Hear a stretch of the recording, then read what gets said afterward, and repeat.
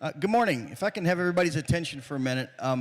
If you are looking for a seat, there are some seats up in the front row, just like at church. It's wide open. Everyone wants to sit up there. There's a few up here, and there's a few kind of spattered around in the middle. So.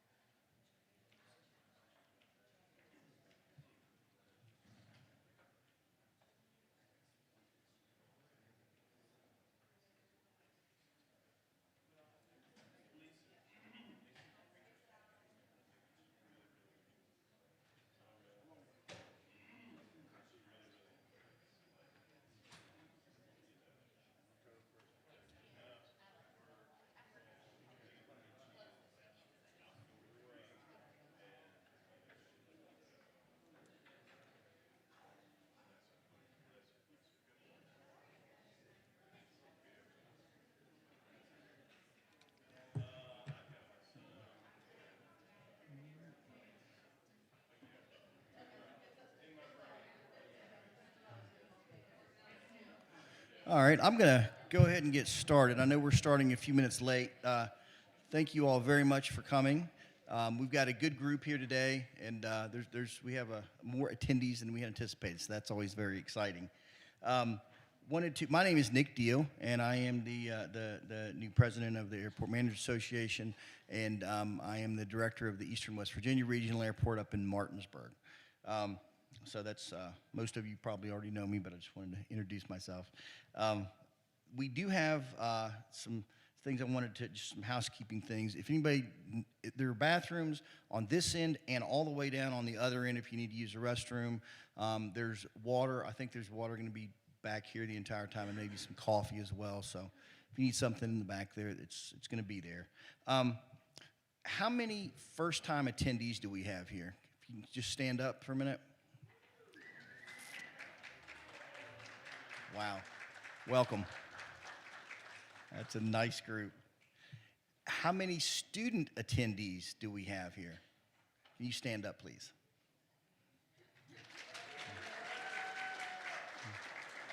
Thank you very much. Welcome.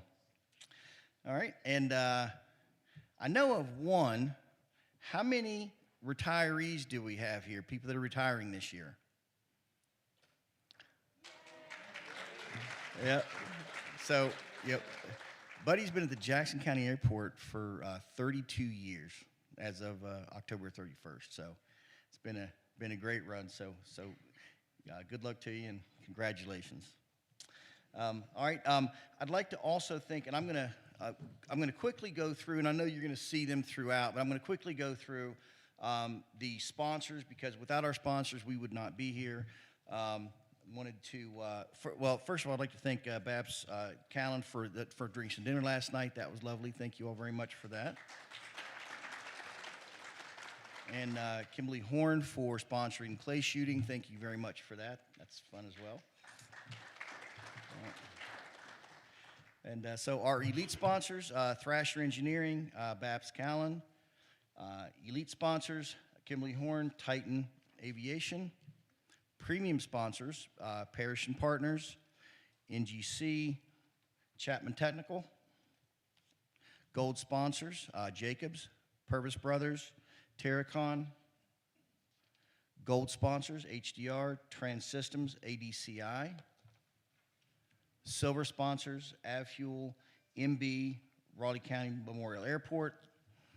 Silver sponsors, Huntington Tri-County, Yeager, MRB, my airport, and Gripflex. So thank you all very, very much. We have a whole list of silent auction contributors. I'm not going to read over those right now, but we will go over those a little later. So wanted to also thank all of you for coming out. This is a beautiful park, and there's all kinds of fun stuff to do here. So if you get a chance, please go out and try to explore Canadian Valley and this whole region. This is a great area of West Virginia. Our first two speakers today are going to be, I'm going to read some bios, and then I'll ask them to come up. For our Sidney Butler and Steve Connolly, Cindy is, I've known Cindy for a long time.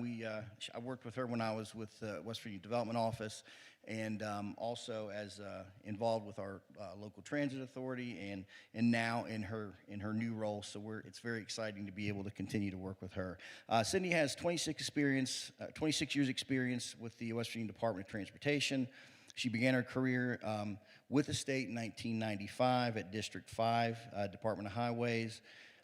She accepted the position in '97 as comptroller of the State Rail Authority located in Moorfield.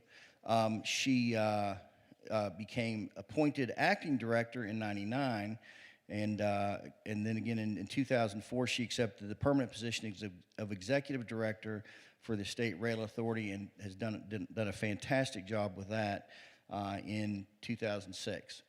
In addition to serving as a director of the agency, she also served as comptroller until January 2022. That's when, in 2022, in our legislative session, a bill was passed that combined the State Rail Authority, Public Port Authority, Aeronautics Commission, and Public Transit Agency into the division of Multimodal Transportation Facilities. City was named commissioner of this new agency on June 18th of 2022. She has a bachelor's degree of science from Frostburg State University. And Steve Connolly has been he is the Deputy Commissioner and Counsel for WVDOT's Division of Multimodal Transportation Facilities since 2022. That's a mouthful. Prior to that, he was a board member of the State Rail Authority and served as General Counsel and Deputy State Auditor of the Special Prosecuting Attorney in the state's Public and Integrity Fraud Unit. Steve's former positions include paralegal investigator for the West Virginia Attorney General, Deputy Assistant State Fire Marshal, the Hurricane City Prosecutor, Putnam County Assistant Prosecutor, Special Assistant U.S. Prosecutor for the Northern District of West Virginia, Deputy Attorney General, Director of Public Integrity and Compliance Unit, Counsel for Aero, Port, and Rail, Chief Counsel and Deputy Secretary of the State Director of Investigations, and General Counsel, Deputy State Auditor, Director of Public Integrity and Fraud Unit, and Special Prosecuting Attorney. So, without further ado, I'd like to introduce you to Cindy and Steve. Thank you all very much.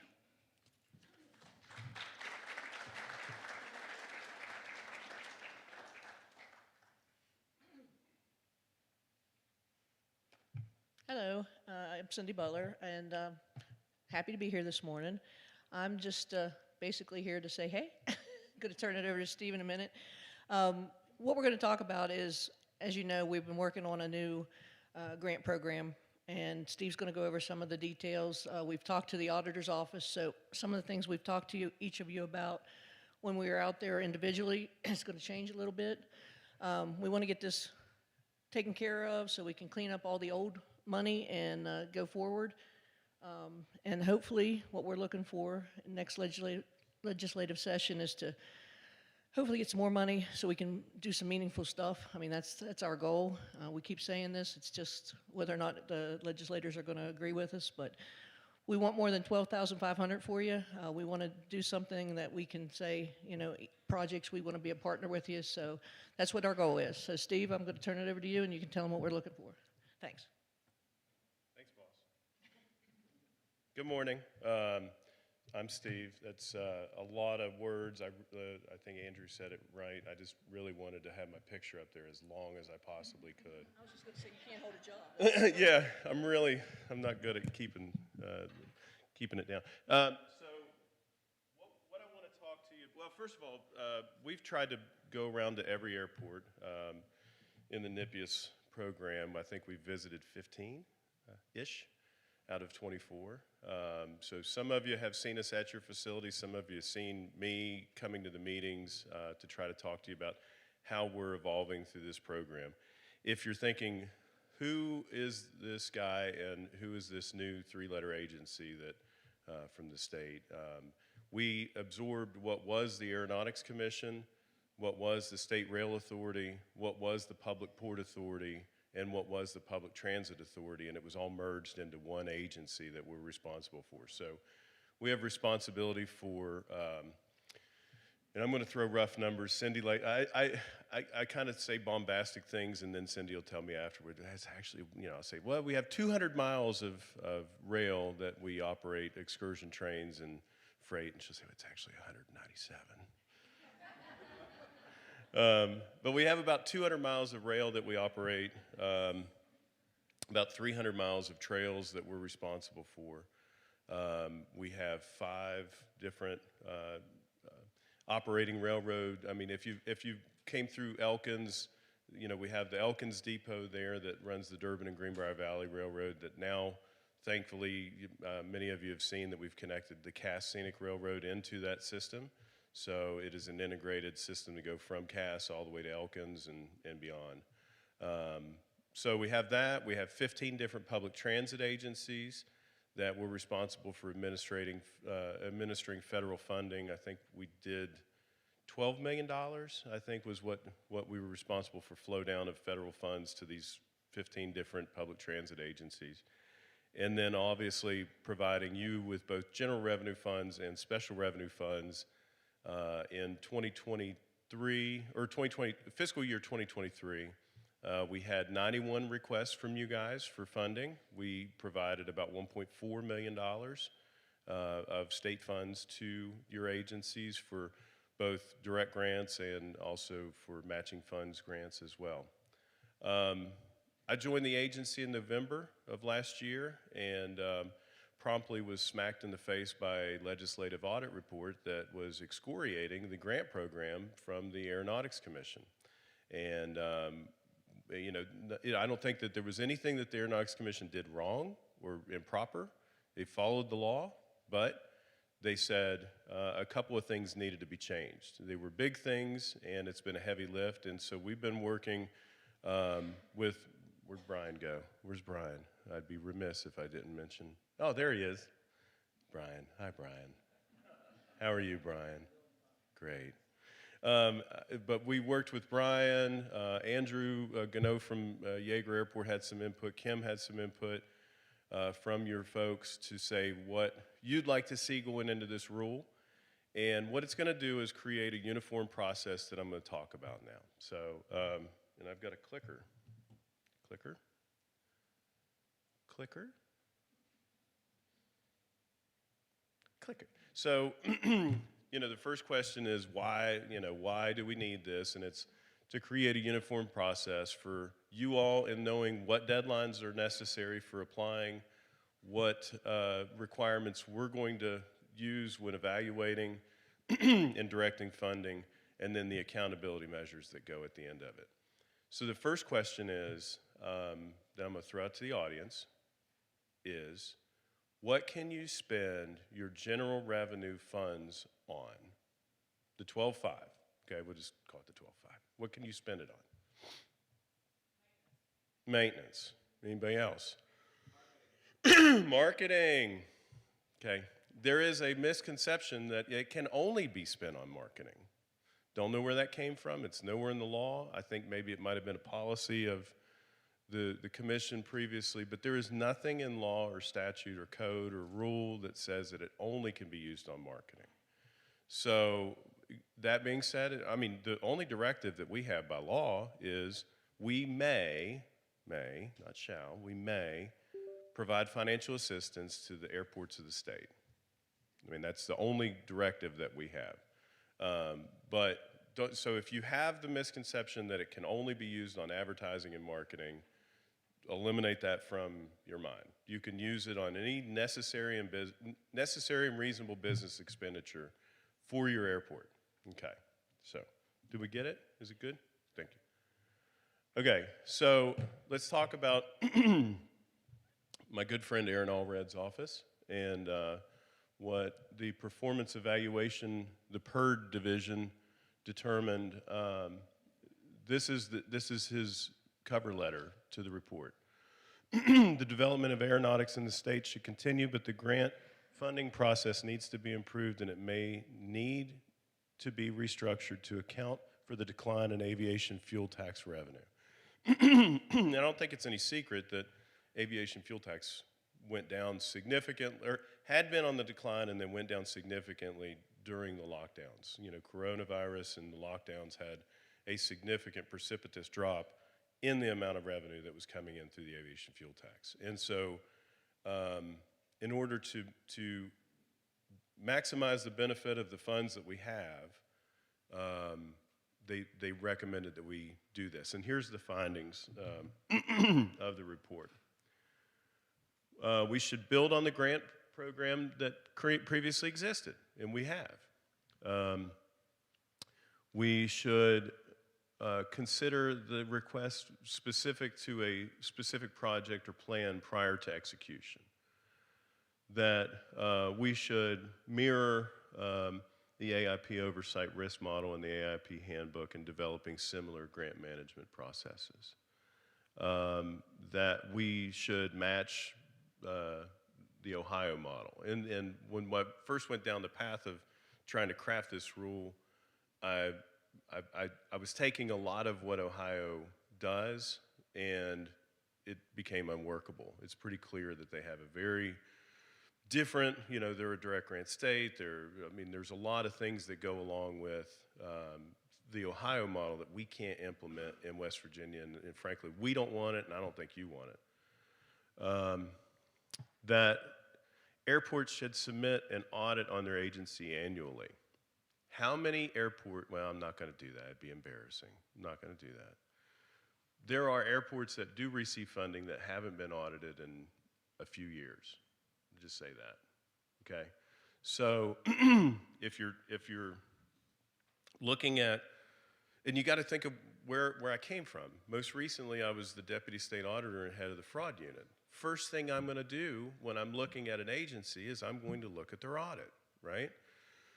It's not going to be a fraud detector. It's not going to be a fraud preventer. It's not going to be anything other than a snapshot in time to give me an idea of the sustainability of your financial model, right? Are you just merely a custodian of an airstrip on top of a mountain, or are you looking at things and trying to advance the mission, not just maintaining it, but advancing the mission of your airport?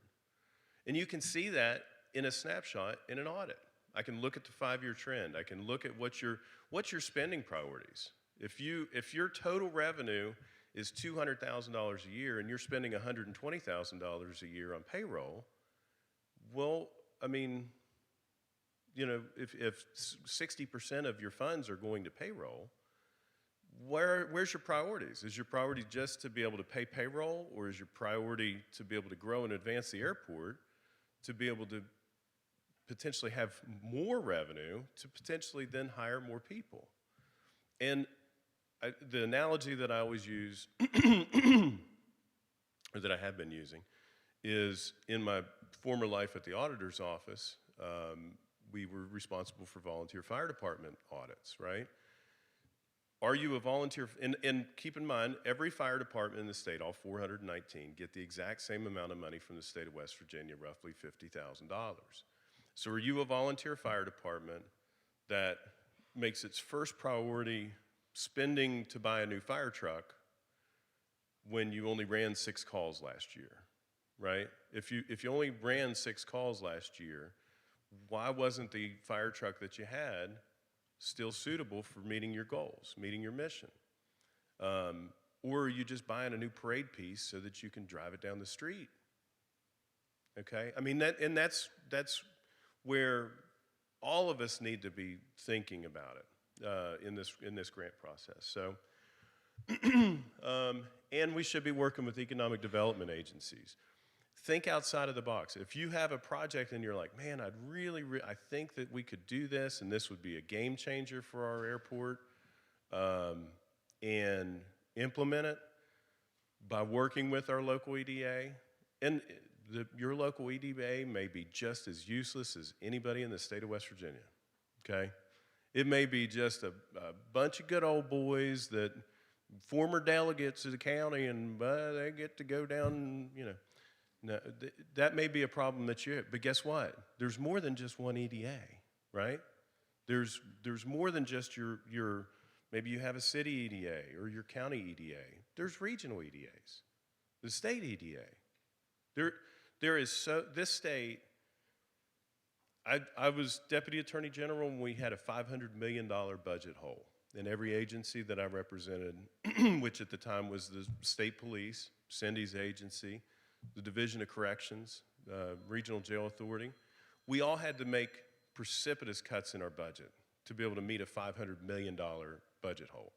This year, we have a $1.8 billion surplus. They're coming back into session probably this weekend or maybe next weekend, and they're going to start looking at where those funds go, right? We may potentially, and Cindy, frankly, asked for the moon. She shot for the moon, said, you know, we're going to ask for $10 million is what our ask. And we going into next session, we're looking at it. Man, I'm getting ahead of myself. Sorry. But anyway, we're looking at, lawyer. So, but we're looking at a potential windfall of money for generational change around the state, wherever you may be. Central, north, east, west, south, everywhere has the same opportunity, and we have to have a uniform process to get those funds. So the problems were lack of specificity to the grant documents. They were pretty general. Auditing requirements, accountability, and then the depleting funding. So our solution was to put out, and we still have not put this out for public comment, because once we got past the May deadline, there really wasn't much sense in rushing it. And frankly, I wanted to be able to talk with all of you, because it's evolving. Even as recently as the other day, we had a meeting with the state auditor's office on it to make sure that what we're telling you going forward is exactly the way it's going to be, that you have certainty in the process, that you know exactly what it is when you go into it, how to do it, and where to go with it. So the rule is going to continue to get input from you all, have a unified process, and provide transparency. So, and I failed to mention, I mean, Matt, I think early on I sent this to Matt with FAA, and he looked it over, and we talked a little bit about, I know that the deadlines are not going to be very, they're not going to be, I don't want to say unworkable, but they're not going to be consistent with what the FAA timelines are. And we've got some latitude built into the rules so that, like, if a major project would come up, we could still be able to do the funding on our side, assuming there's available funds for that special project. But I mean, generally speaking, all of you have a capital improvement plan. I mean, you know what your vision for your airport is going to be going forward. So it shouldn't be any surprise to you if you don't necessarily have to say, oh my gosh, the FAA just gave us money. Oh my gosh, we need money right now. Oh my gosh. Like, you know way ahead of time that you've applied for that. You know, I mean, Matt will kind of give you a heads up to say, this is not likely, this is kind of likely, this may need this. You know going into it. It doesn't have to be an exigency for us to come up with funds all of a sudden to meet your goal, right? So what our proposal is that we will know exactly how much money we have available in grant funding by April 1st of each year. We just will. The budget bill will be either done or about to be done, and we'll know exactly how much money we have available for us. It might be, it might be 5 million, 10 million, I don't know. It might be 1 million, it might be 700,000, it might be 300,000. No idea, but I know April 1st, we're gonna know. And so if you see, she's going to make the announcement, Cindy's gonna make the announcement to all of you, the Multimodal Transportation Facilities Division has X number of dollars. Make your application by July 1st. And so you say, okay, well, we need a new lawnmower, zero-turn lawnmower to maintain the airstrip. We know we need to replace our AWAS. We know we need to do some crack and ceiling repair. We know we need to do a facelift on our hangar that we could probably rent out if it just had a little bit of upgrades. We know we need to put some paint here. Or it may be, we know we want a terminal. We know we want, okay, you're gonna know going into it, and so you ask for what you can. You may not have the money. I mean, you may not, Matt, the FAA may not have awarded those funds yet. But you know going into it that that's in your pipeline, okay, so that you can tell us, we anticipate we will have an ask of you for 5% of this project, 5% of that project, 5% of this project, and these other things. Or maybe it's, you know, we want to use our funding that we're going to have and hold for a local match for an FAA grant that we're anticipating in FY26, okay? There's nothing wrong with that, but we can't be your bank anymore. We just can't. There's no way. Because and we have the list. How many of you do you think, and just guess, is it the number 0, 1, 2, 3? How many of you have not spent any of the 12-5 money since before 2019? It's pretty close. I mean, you haven't spent a dime, not a dime. The money's just sitting there. We have it.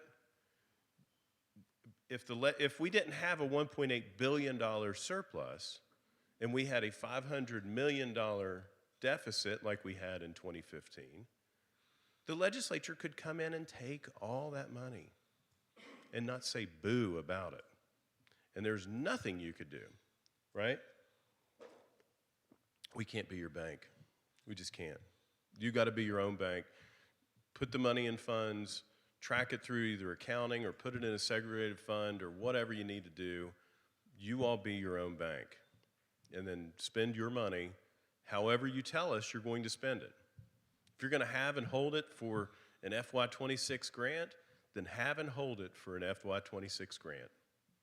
If you're going to spend it for a maintenance project or whatever, spend it on a maintenance project. And then next year, when you submit your application in July, you're going to send us the invoices and receipts to document that that's exactly how you spent it the year before. See? It's not, I mean, I know it seems complicated, but we're trying to simplify it in the process. So anyway, April 1st, you'll be notified of what funds we have available. July 1st, you're going to make an application to us for what funds you want for that coming fiscal year. August 1st, in that month, we're going to notify you of where the funds are going to go and how much you're going to get, and circulate the contract documents to meet the auditor's requirements.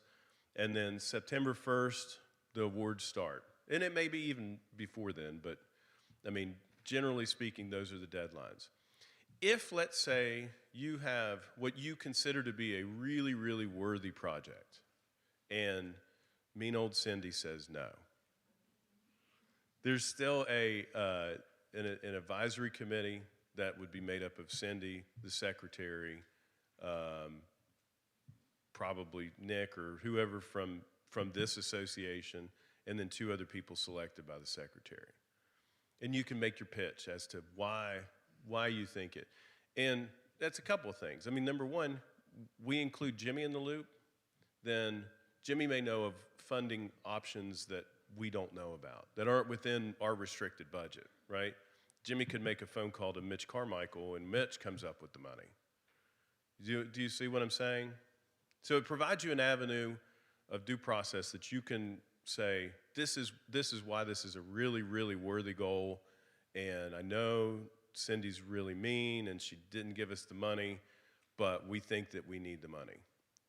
So that's going to be the process. Oh, I got to hurry.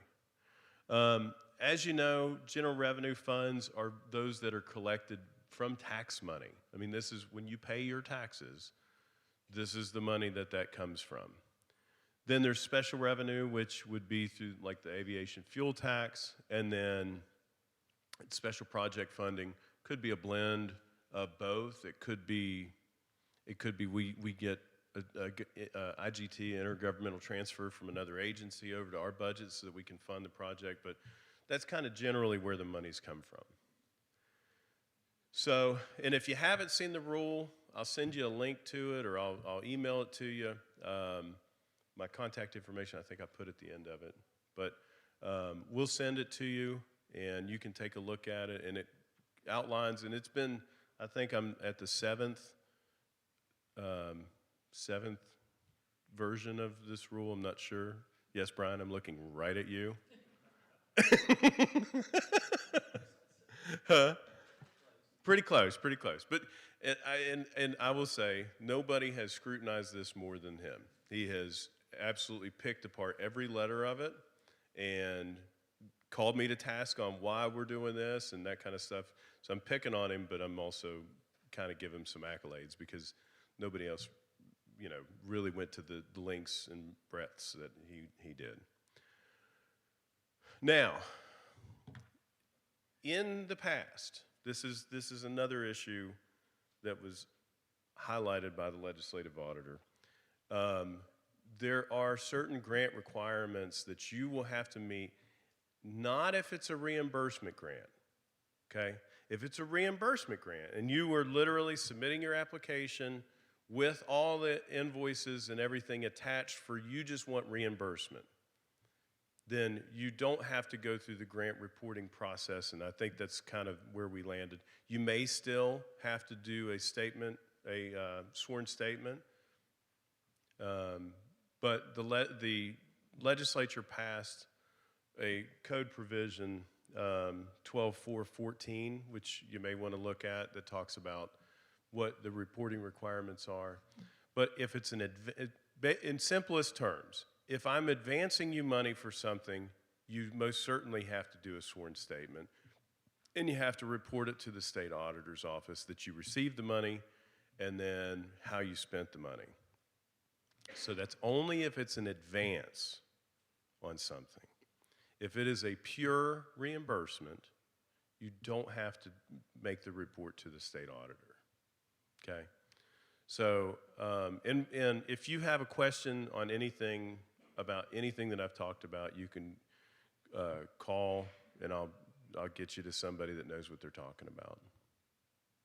It ain't me. But, like if you get to the point where let's say hypothetically you've gotten $20,000. You say you're going to use that $20,000 for X project in the future. Then that's an advancement, and you do have to go through this reporting process. But if you go to the state auditor's website, wvsao.gov, the West Virginia Grant Manual is it's a good resource. It's 143 pages, so it's nice reading at night. But this is the salient points of it. If you look over to the right side of the screen, reimbursement grants in which the grantee must submit invoices, receipts, or other documentation to the grantor agency prior to the agency's reimbursement funds are exempt from the reporting requirements. So if you, again, just keep in mind, if I'm getting money that's in advance, we're going to send you documents that require specificity, reporting, all that kind of stuff. And then you are definitely going to have to sign a sworn statement of compliance. If you are not getting it in an advancement, you're getting it in a reimbursement, you likely won't have to do either of those things. So, any questions? Oh God, Brian. Just real quick. Oh. You were talking about clearing up old funding, Yes. say 18, 19, 20, and Yeah, there's several of you that have 62.5 sitting in our bank. and since the grant process for this year has passed, there's no opportunity this year, say, This is a blended year, so send it in. so if they want to clear the books on that past funding and get it in their account, they can do an application this year. Yep. Okay. Yeah, the plan is, I would say, the rule going forward, because we kind of missed all the triggering deadlines for implementation this year, the rule going forward will probably have an effective date of March or April of next year. And at that point, then we're going to go into the process of, yes, we're going to tell you April of next year, we have X number of dollars. You're going to tell us by July 1st of next year how many of those dollars you want, and then we're going to decide next July how many of you get what your ask is. Any questions? Any other questions? No? Okay. Well, enjoy the rest of your conference. It's good to see many of you. Some of you we've seen at your facility, and it's really, that has been cool. I mean, whether it's going up to Wheeling and seeing the museum and the archives, or going up to Nick's airport and seeing what the crazy amount of economic development he's got going on up there, it's everything in between. It's wonderful. So I appreciate your all's time and input. And if you have any questions, find me. Thanks.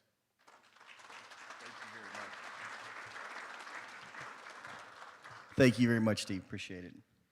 Our next speaker is going to be Matt DiGiulian. Most of you probably already know him.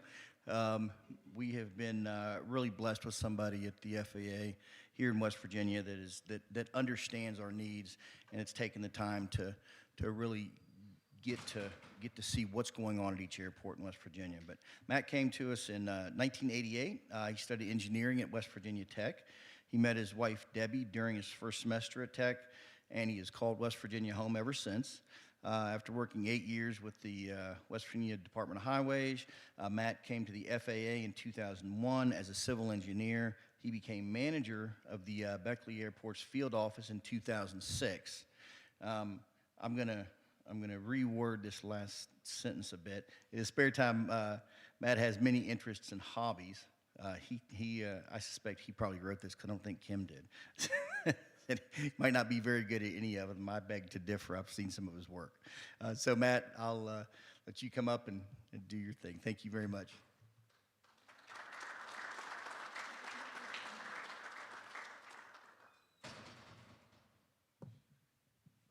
You're good. You're good.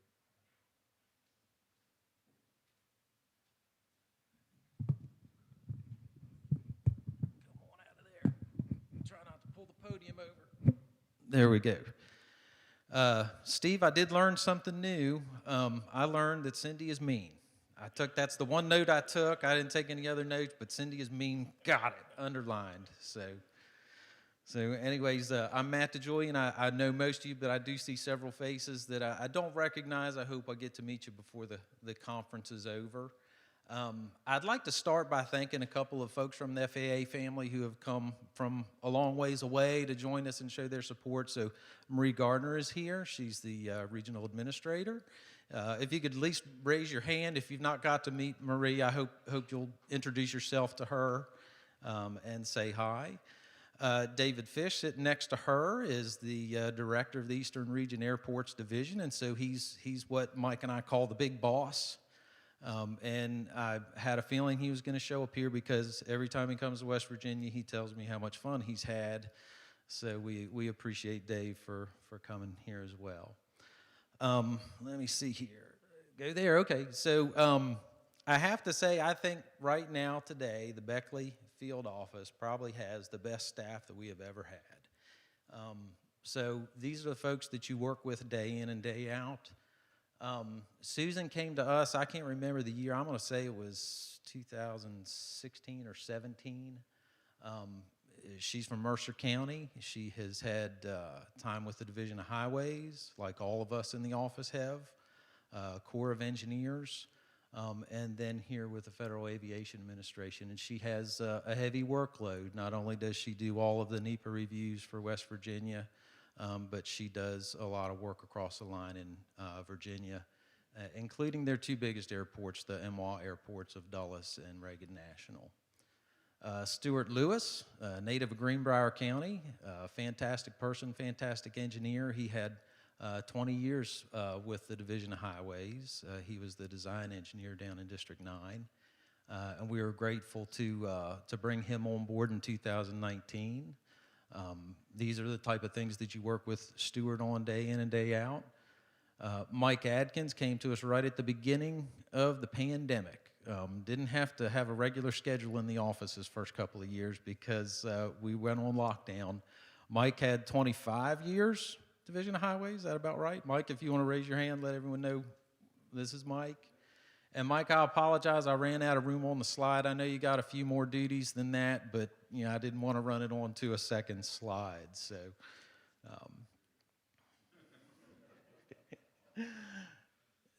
So, I'm going to talk a little bit about all the different funding programs we have, and it's been a good bit to juggle. I know for you guys, it's a good bit to juggle for us as well. We have to keep track of different time frames for this money. Slightly different rules. Some of these funds are assigned to airports. Some of these funds are competitive. So we're just going to run through a little bit. Our traditional AIP program in 2023 was about pretty close to where it's been for the last many years, but it was supplemented with $558 million in supplemental funding. Part of that came through the legislation as earmarks, and another part of it is competitive. Through a notice of funding opportunity. And I'm leaving these dates up here on the bottom just to keep in mind that next year's on its way. And these dates usually don't go further into the future. They usually get pulled back. So our entitlement grants, we've been trying to get those in place earlier and earlier because the sooner we can do that, the sooner we can carry over other entitlement funds. The sooner we can convert those funds into discretionary funds so that we can have a better understanding of what projects might be able to go in a given fiscal year. Many of you still have money in your CARES, CRISA, and ARPA grants, so I just encourage you, those grants have the 4-year time frame just like your AIP grants, so please work to find a place to use that money, draw it down, and close those grants out. The supplemental funding from 2018 to 23, I believe it was authorized that there could be up to $1 billion a year in that program. The first year was $1 billion, and it's been something less each year since. All of the West Virginia projects from 18 to 21 are either completed or they're currently under grant. We do have some 2022 grants or projects that were announced that we've not been able to obligate yet, and just an understanding the supplemental funds are only good for 3 years. So the 2022 announcements, next year's got to be the year. You don't want to miss out on that. So, and the 2023 projects, you have some of them that were written in the legislation and some of them that will be a competitive process in a future notice of funding opportunity.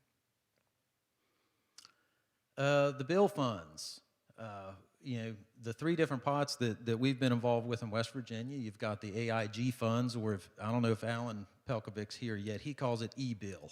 I keep trying to break him of that. I don't need any new terms. I'm having enough trouble, but AIG funds or e-bill if you're Alan, allotted each year by formula, and those funds have a 4-year shelf life just like your entitlement funds do. ATP funds, we've been pretty fortunate in that arena. Competitive each year. And the Federal Contract Tower program, now that's a little bit different. We just have one airport that has a contract tower that is owned by the airport. They've been fortunate to secure a grant though, right, Rusty? Where's Rusty? Good job, Rusty. If you haven't looked at the frequently asked questions in a while, they do update that periodically to clarify a few points. So that is still on the website, and that's really the best place to get the latest information. Get a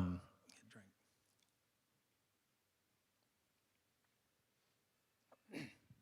Some things to keep in mind with the bill funds. You still need to meet all of the requirements that you do with AIP and PFC projects. Federal procurement still applies. Justification, eligibility, all still applies. There is a little difference between the AIG funds and your entitlements when it comes to what we've always discussed as carryover. With the AIP funds, you tell us you're not going to use those funds in a given fiscal year. we kind of take them away from you temporarily, convert them to discretionary funds. We give it out to someone who's ready to use it, but at the beginning of the next year, those monies will be available for you. With the AIG funds, they really don't go out of your checkbook. They stay there, and you have a little bit longer window that you can come in for a grant. I believe we programmed our last ones just last week, Mike.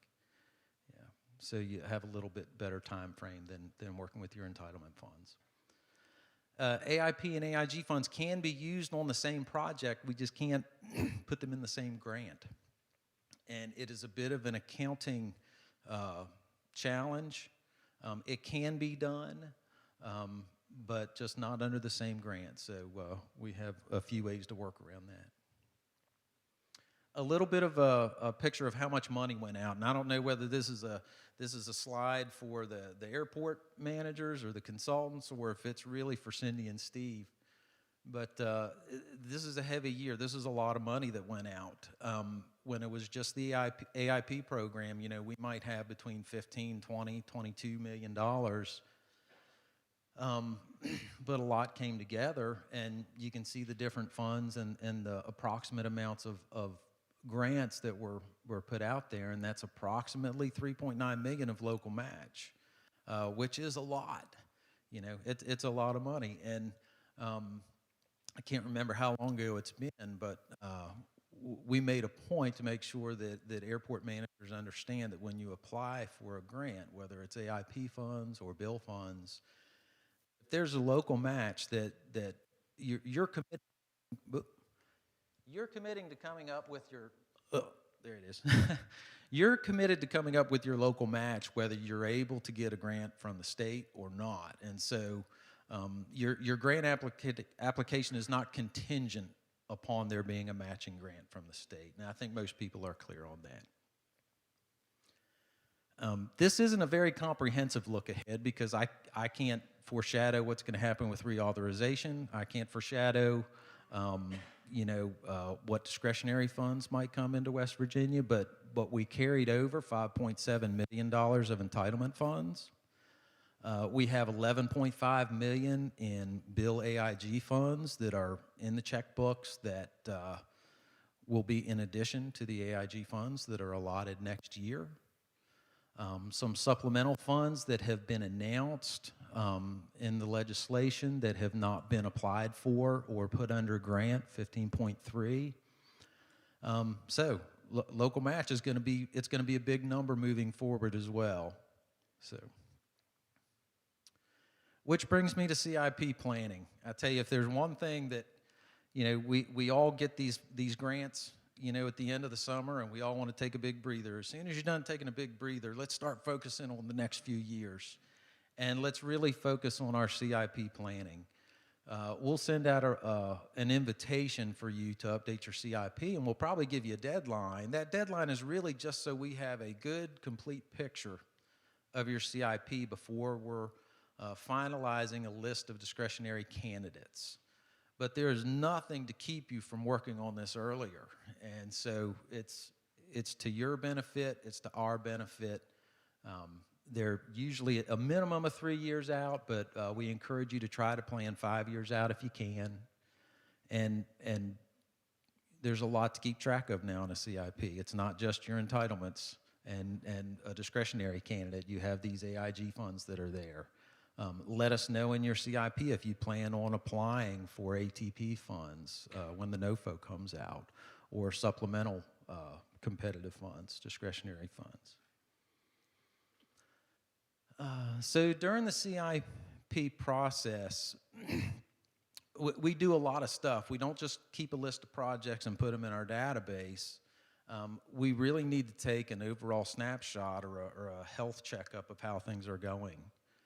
So we want to know how your open grants are going.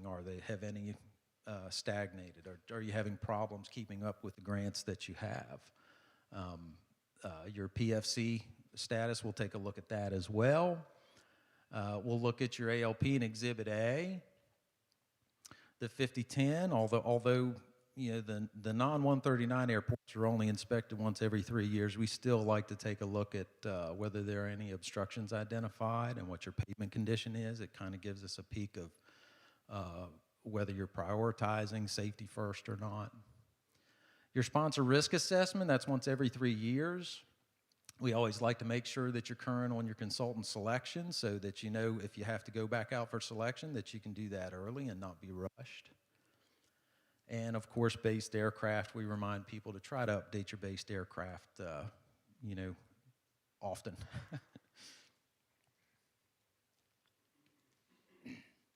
Some of the things we're looking for, we want to make sure that you have a good understanding of what's available to you, and that you're not planning projects that really don't have anything available for in the years that you specify. So it's kind of like balancing your checkbook and making sure that we're all living within our means. Project justification is looked at very closely at this time. I'm going to talk a little bit later about critical aircraft. Try to identify the projects that perhaps you need to grow your airport, or perhaps you have maybe more payment than what is currently justified, and how we take a look at that. Prioritizing your projects, and Section 163, we're going to talk about that here in a section as well.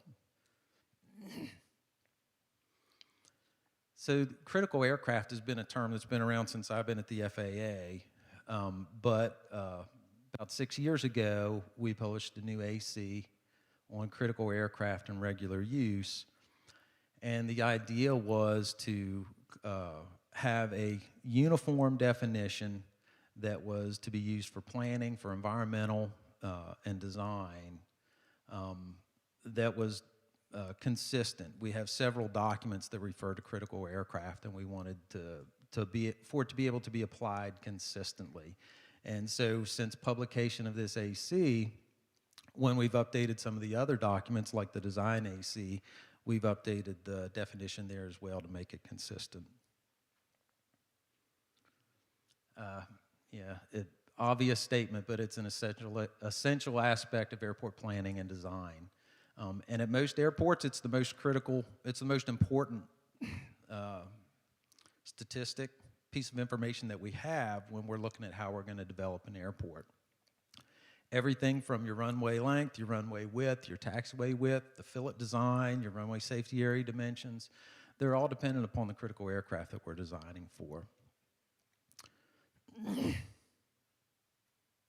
So here's the definition. The most demanding aircraft type or grouping of aircraft with similar characteristics that make regular use of the airport, which begs the question, what is regular use? We might have different opinions on that, but we answer that for you. Regular use is 500 or more annual operations. You used to hear the word substantial use, but we feel like regular use is a better word to use to represent the intentions there. It's recurring and future activity that merits the use of public funds in the public interest. An operation, of course, is a takeoff or a landing, itinerant or local, but it does exclude touch and goes. And a commercial aircraft still has to meet 500 operations. It doesn't get a pass because it's a commercial aircraft. If you have an Airbus 320, but it only operates 3 days a week, one flight 3 days a week, then you're only going to have about 300 operations, so that would not count as a critical aircraft.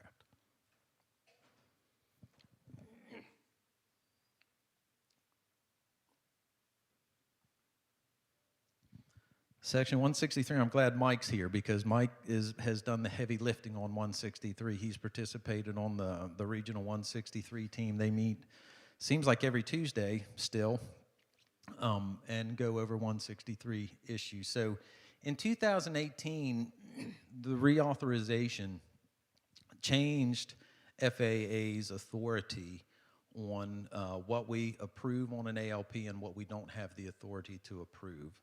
These three questions, I don't know how to use this thing. I can't figure out the pointer, but you see those three questions. For every project, FAA must determine three questions that were always a yes. My whole career, the answer to those three questions was yes. If you're going to do something on your airport, we had ALP approval authority, we had approval over the land use, and there was a NEPA action required. Now we have to sort through our guidance and figure out the answer to these questions. And the time that we take a look at 163 at our CIP reviews, if you're sending in an ALP update or a revision, if you've requested to use property for non-aeronautical type purpose, or if you've requested a land release for sale, we'll do 163. Occasionally, we'll find out about a project because Stewart's got an airspace case on it, and we didn't know anything else about the project, but there was an airspace case, and so we're made aware that a project is going on. Or any other time that we find out that you have a development project that's ready to move forward. We're going to sort through this. I say all of that really just to tell you guys that it helps us, it helps you if you let us know about your projects early, talk to us early. Mike will give you a quick first look at what 163 review would tell them. Make sure we know the full scope of the project. So if you're going to build a hangar, let us know if there's also going to be an access road to it or a parking lot. You know, make sure we know the full scope of the project. We need to know the properties that are affected. Excuse me. You don't want to begin a NEPA process until you know the results of 163. We don't want you wasting time or money on a document that may not be required. And if we do tell you that NEPA does apply, please call Susan or email her and make sure you're on the same page as far as what level of documentation we feel may be required. Oops. I skipped all the way to the back there somehow. Just a few points on the PFC program. I said a renewed interest in PFC audits. I should probably say it's a continued interest in PFC audits. And from what I understand, we're still 6 to 9 months away from the new guidance being published on those. With coming out of the pandemic, employments have started to pick up, and of course, then so has the PFC revenue, and that impacts how fast you're burning through your collection authority.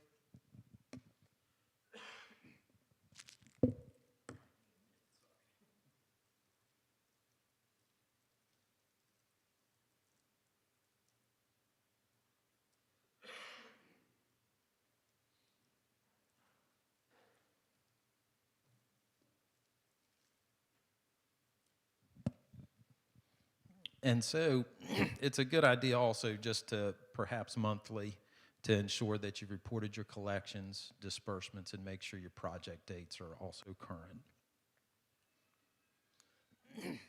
I think probably the last thing I'm going to leave you with is I hear a lot about wanting to make sure people are informed of what's changes are going on in relation to either the AIP programs or advisory circulars. If you go to our website, go under airports and news and information, there's a link here where you can subscribe. And that's very helpful. Some of the documents that you may get a notification about, they may not apply to you. You may not have an interest in reading them. But here are some of the things over the past year or 18 months that have been updated. It's just a really good way to make sure you're kept informed of any changes that are coming out on advisory circulars, certification alerts. And that's all I have.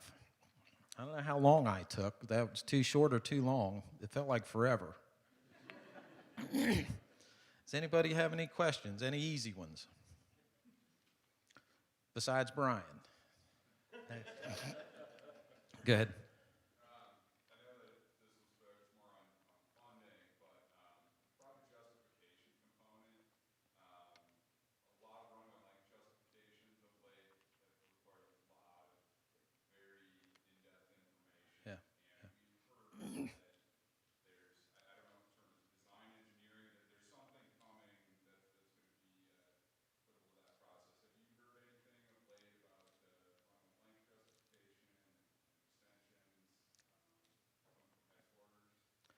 I've worked with them hand in hand on a couple of projects actively, but I've not really heard about a new tool per se.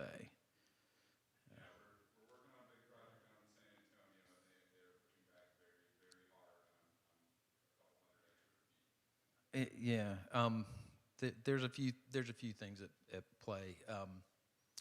When the NIPIAS report comes out and we look at the needs across the nation, the NIPIAS report reports the needs that each NIPIAS airport reports to us that they have to complete projects. It's a much bigger number than the funding that's been available. So I think, to be fiscally responsible, we have to make sure we're only building projects that have good justification. In the critical aircraft AC that I put up there, I think, one of the phrases you're going to see when it comes to future aircraft, a forecasted aircraft. It's pretty easy. We have a lot of tools and a lot of data to see what aircraft are existing at an airport. But sometimes it's in the forecasting that it's much more difficult. And I think the phrase that's in that AC is that it is, it's either highly likely, highly likely, I always encourage airports to look at what's possible, because if something, wonderful happens at your airport that perhaps you didn't know for a fact was going to happen, you want to have a plan. You want to know how you're going to address that in the future. But it is different than something that is highly likely. And so, I don't know if that really answers it, but. I like your answer better than the one we got. Okay. Well, good. Anything else? Okay, well, thank you very much. Appreciate it.